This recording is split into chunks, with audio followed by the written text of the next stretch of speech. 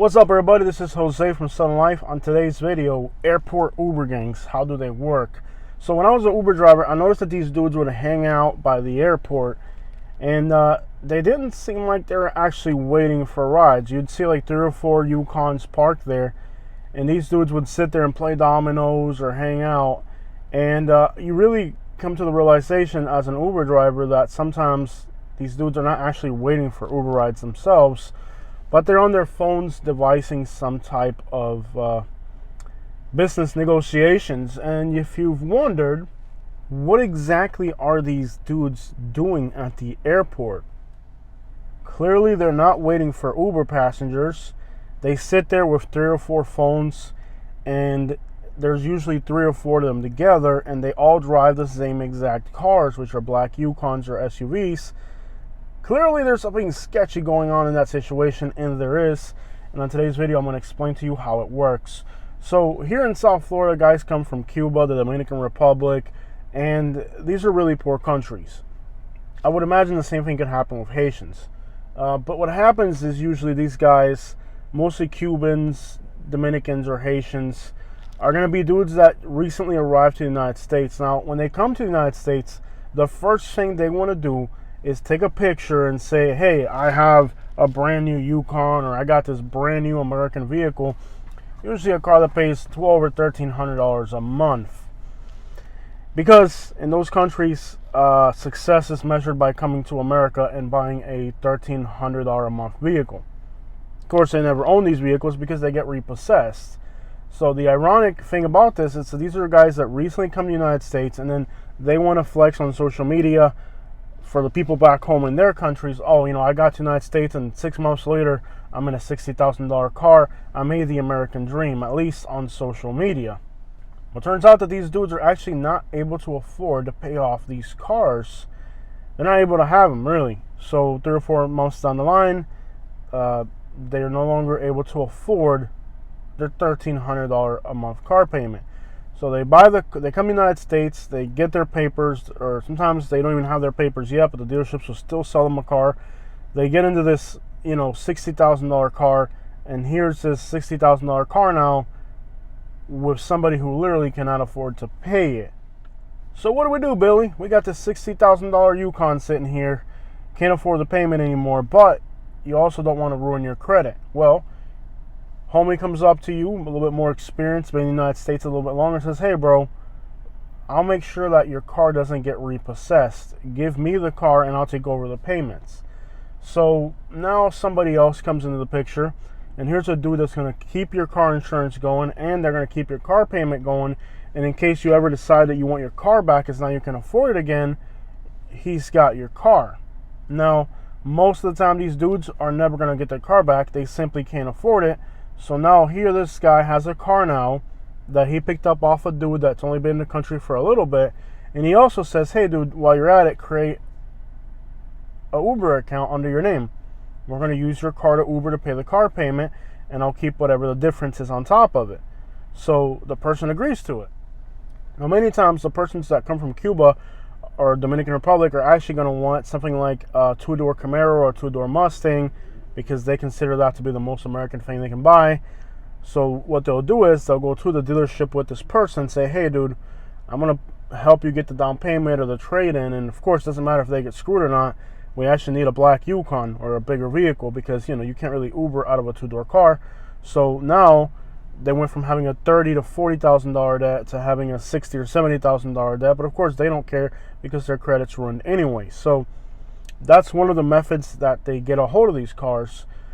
And then you have other guys that are a bit more risky, and they'll actually go out to different dealerships and get 3 or 4 different cars. So the way these Uber gangs work is, here's a guy that's for some reason or another has 3 black Yukons. And then there's another guy that he also has 3 black Yukons. And there's a guy in another city that they link up with. So they'll have a guy in Tampa, one in Sarasota, one in Naples, one in Fort Myers, one in Miami, like example, right? They'll have like other guys in other cities, and they all have black Yukons. And what they do is that they'll grab, again, somebody who's just recently arrived in the country or is a complete bum who cannot get his hands on a vehicle and say, hey, look, a street dude's like, hey, dude, I want to put you in this $60,000 Yukon, and all you got to do for me is drive one Uber ride a day. It's going to be a $150 or $100 ride to the following city. So basically, they'll grab a dude and say, hey, you'll get this car, you can use it for yourself, but you're going to have to give me every single day one ride. So then these three guys that are all linked up, and all three of them have black Yukons. Now you got 12 black Yukons that all look identical. We'll even interchange cars between them. If this guy goes to that city or that goes to that city, a lot of times they'll even interchange the cars among them, because at the end of the day, all they're doing is paying this loan and getting $100 a day. 150 times 31, you're talking they're making $2,800 off of each vehicle after they fuel it, whatever. But then they'll tell this guy, hey, look, I'll put you in this car. All you got to do is give me one ride a day, and then you can have the car for the rest of the day. So now you got this guy that recently came to the country, bought this car under his name. He gives it to this guy, and this guy now pushes it to this guy. And all three of them have an Uber account. But then those three guys are linked up with another network of guys that are doing the same exact thing. And it could be 6 guys, it could be 12 guys. At the end of the day, what happens is you pull up to the airport to get an Uber ride, and you're sitting there and there's only 5 guys, but then there's 3 guys sitting there at a share doing absolutely nothing all day, and they're getting all of the good Uber rides out of that airport. Basically, all of the high dollar rides that are now leaving this airport are going through their hands, because they got 12 different accounts on rotation. Basically, if you're going to the airport to get an Uber ride, you might notice that you are never getting the good rides, or that despite the fact there's only 5 people lined up there, there's 2 guys there with cell phones, 2 guys sitting outside with 5 or 6 cell phones, and they are literally just getting all the rides for the people that they're putting in the cars that aren't even the people that were waiting in cars. It's somebody else on the sidelines. And that is how these Uber gangs work. I'm going to be guessing that perhaps even the person who's doing the phones, that dude could possibly even be like not related to that. It could just be a dude that's got 3 or 4 cars. Be like, hey dude, I got 3 or 4 cars over here. You'll line them up for me. And maybe the guy on the phone, or the few guys that are on the phones, they may not even be part of the people actually running the operation. They may just be in it for a cut, or there's probably 1,000 ways you could orchestrate this. But at the end of the day, it almost always originates with somebody coming to the United States for the first time. They have almost perfect credit because they don't have bad credit. The bank will finance them an extraordinarily expensive vehicle that they can't afford. And then somebody approaches them and says, hey buddy, we don't want to mess up your credit because you can't pay this anymore. When they first come to the United States, they buy a car they can't afford. Then they give it to somebody else, and that person picks one up, and next thing they know, they got 2. Next thing you know, they got 3. Next thing you know, you see somebody with 4 cars, and it's because they're running this whole program. Really, who is to blame here? You have the banks that will finance a vehicle to somebody that's just recently arrived to the United States for $60,000. Now, this truck that I'm in right now is worth almost $70,000, but I've lived in the United States 30 years or something. So, at this point, I've kind of earned it. But I don't really understand how somebody who's only been here 2 years, I think that the banking system should have rules for like, wait, if you've been in the United States for 1 year, $10,000. If you've been in the United States for 2 years, $20,000, and so on. If you've only been in the United States for 2 years, there's no reason why you should have an $80,000 loan. So one clear way to put a pause to these Uber gangs would be for banking institutions to kind of not give people loans if they've only been in the United States for a very short period of time.